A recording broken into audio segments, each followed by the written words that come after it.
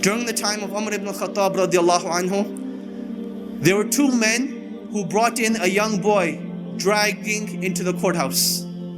So Umar ibn Khattab radiallahu anhu, he asks him, what is this? What is going on? Why are you dragging him into the courthouse? They say, this boy, he killed our father. Umar ibn Khattab, he asks him, did you really kill their father? The boy says, yes, I did kill their father, but it was by accident. My camel, it used to tread on their property. So one day, their father took a rock and hit the camel in the eye. And I saw the camel suffering, and it made me furious and aggravated. So I took a rock and I threw it at the father. It hit him in the head and he died. So Umar ibn Khattab radiallahu anhu, he asks the two brothers, will you forgive this young boy for this accident? They say, no, we want qisas, we want retribution. So Umar ibn Khattab radiallahu anhu, he asked the young boy, do you have any last words, any last wishes, any last requests? And the young boy says, yes, my father passed away and I have a younger brother. And my father left some money behind for my younger brother. I would like 3 days to go and retrieve this wealth from a hidden place, so that I can make sure my brother gets it when I die and pass away.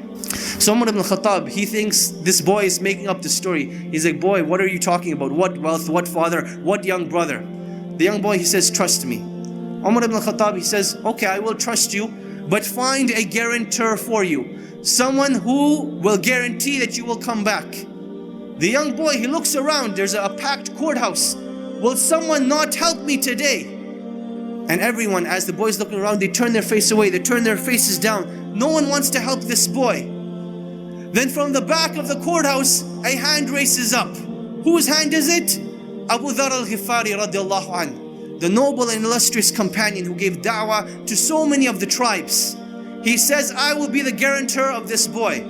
Now understand what it means to be the guarantor. Meaning that if this boy does not come back, it is the head of Abu Dharr al-Ghifari radiallahu anhu that will be chopped off, that he will be killed. Abu Dharr al-Ghifari, he says, I will be the guarantor. So the boy goes away. The first day goes by, the boy is nowhere to be seen. The second day goes by, the boy is still nowhere to be seen. Asr time comes on the third day. The two brothers go to Abu Dharr al-Ghifari radiallahu anhu, and they say, come with us to the courthouse. It is time.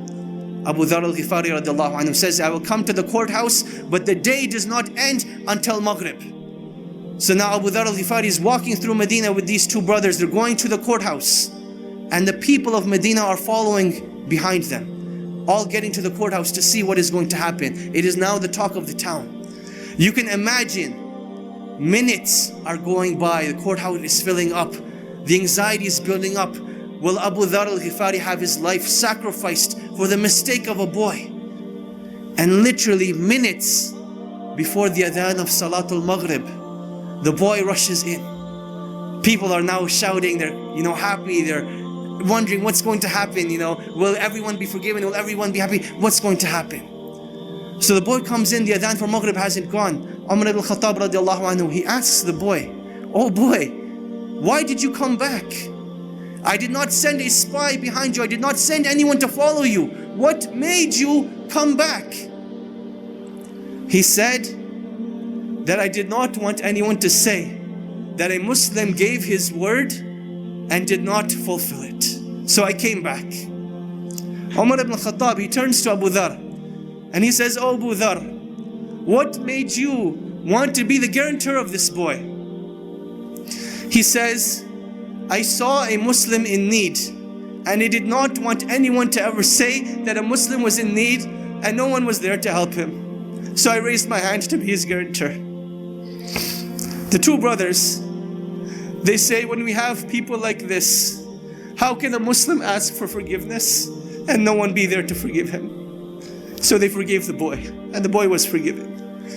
This was the legacy of Islam. This was the code of conduct. This is why during the Khilaf of Umar ibn Khattab, they were able to reach the border of China all the way to the south of France. Because they had strong relationships with Allah. They did things with ihsan, and they lived with the code of conduct of Islam.